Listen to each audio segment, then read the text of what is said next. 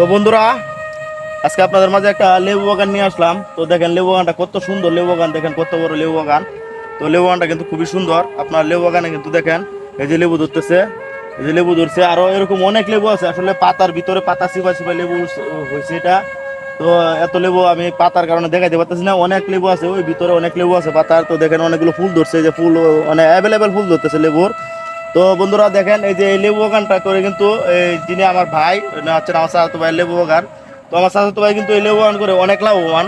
উনি কিন্তু এই লেবু বাগানটা করে অনেক লাভবান। আগে এই ক্ষেতটার মধ্যে আপনার ধান করতো, এখন কিন্তু ধান বাদ দিয়ে সে লেবু বাগান করছে। তো লেবু বাগান করে কিন্তু সে অনেক লাভবান। আর বর্তমানে বাজারে লেবুর যে দাম গেছে এবং এখনো পর্যন্ত যে দাম আছে, আপনার যদি এই বাগান থেকে 5 দিন লেবু তুলতে পারেন, পুরো বাগান আপনার এখানে 1 কাঠা জমি মানে 8 শতাংশ জমি, 8 শতাংশ জমি যে খরচ হয়েছে আপনার, শুধু 5 দিন লেবু আসছেন, 5 দিন লেবু বিক্রি করে আপনার এই পুরো খরচ আপনি তুলতে পারবেন। তো বন্ধুরা, লেবু বাগানটা যদি আপনাদের কাছে ভালো লেগে থাকে, অবশ্যই একটু শেয়ার করে সবাইকে দেখার সুযোগ করে দিবেন, যেন অন্যরাও করতে পারে।